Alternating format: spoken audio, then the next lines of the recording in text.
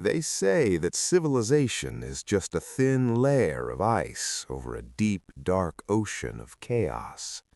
We build our cities, we light our streets, and we tell ourselves that the monsters are gone, that they were just myths invented by our ancestors to explain the dark.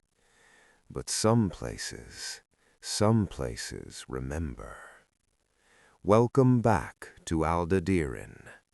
Tonight, we venture into Blackwood Pines, a story of isolation, of primal fear, and of a hunger that never dies. This is a long journey into the night, so turn off your lights, put on your headphones, and settle in. Once you enter these woods, there is no turning back.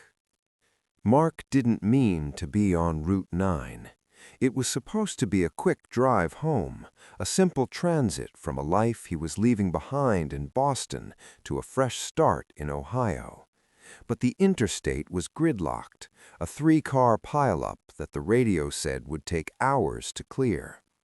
The GPS on his phone had offered a reroute, a gray line cutting through the state forests. It looked shorter. It looked faster. Mark took the exit. The first hour was peaceful. The sun set behind the trees, painting the sky in bruises of purple and black. But as night truly fell, the road changed. The smooth asphalt crumbled into cracked, uneven pavement. The streetlights vanished, leaving him alone with his high beams cutting a fragile cone of light through the encroaching darkness. The trees here were different. They were ancient pines, towering giants that leaned over the road like jagged teeth, blotting out the moon. Mark tried to find a radio station, but the dial only offered static. He glanced at his phone. No service. A knot of anxiety began to tighten in his stomach.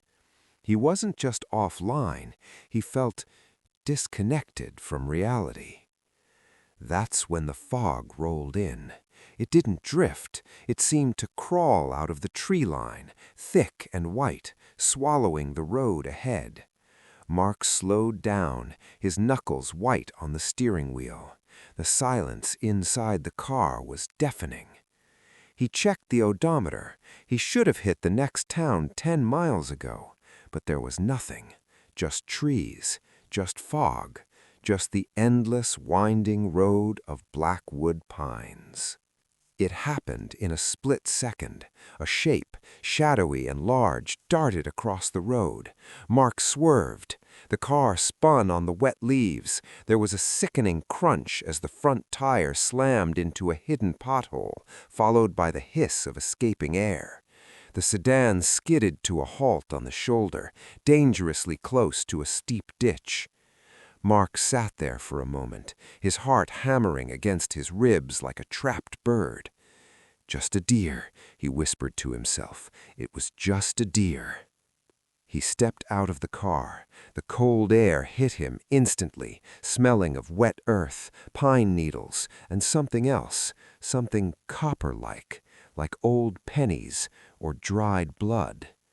He walked to the front of the car. The tire was shredded. He cursed under his breath and opened the trunk to grab the jack and the lug wrench. As he knelt on the damp gravel, working the bolts, the atmosphere shifted. The usual sounds of the forest, the crickets, the rustling leaves, the distant owls, abruptly stopped. It was as if someone had hit a mute button on the world. Nature doesn't just go silent, not unless a predator is near. Mark froze, the weight of the lug wrench heavy in his hand. He strained his ears. Crack! It came from the tree line, maybe 20 yards away. That wasn't a squirrel. That sounded like a heavy boot stepping on dry wood. "Hello?" Mark called out. His voice sounded small, pathetic in the vastness of the woods. No answer, but he could feel it. The weight of eyes, many eyes, or perhaps just two very intense ones, burning into the back of his neck. Mark abandoned the tire. Instinct, primal and urgent, screamed at him to get back inside. He threw the tools into the trunk and slammed it shut. The sound echoed like a gunshot. Then he heard the breath. It was a wet, rattling exhale coming from directly behind him. Close, too close. Mark turned slowly. Standing at the edge of the asphalt, bathed in the red glow of the car's taillights, was a monstrosity. It stood on two legs, but it was not a man. It was 7 feet tall, hunched over with a spine that poked through matted black fur. Its arms hung low, ending in hands that were disturbingly human-like, but tipped with obsidian claws the length of butcher knives. But it was the face that froze Mark's blood. It was an elongated snout, a mockery of a wolf, with lips pulled back to reveal rows of yellow, rot-stained teeth. And the eyes, they weren't wild animal eyes. They were intelligent. They were cruel. The creature roared, a sound that wasn't a howl, but a scream of pure rage. Mark scrambled for the driver's door. He fumbled with the handle, slipping on the wet metal. The creature didn't run. It charged. It moved with a terrifying, fluid speed, a blur of muscle and fur. Mark threw himself into the seat and slammed the door just as a heavy weight collided with the car. Thud! The entire vehicle rocked violently, nearly tipping over.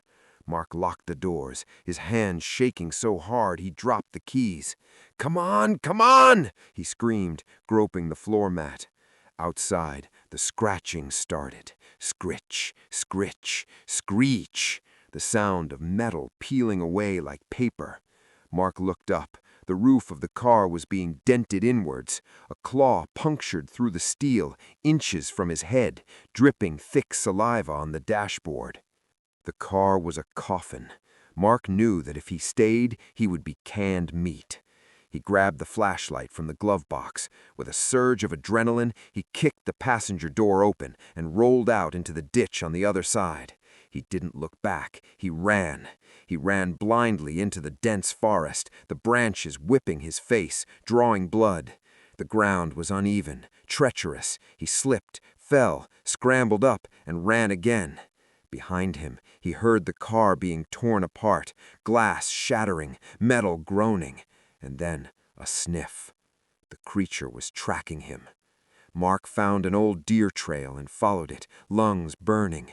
He saw a shape ahead, a structure. It was an old hunting blind, raised up on wooden stilts about 10 feet off the ground.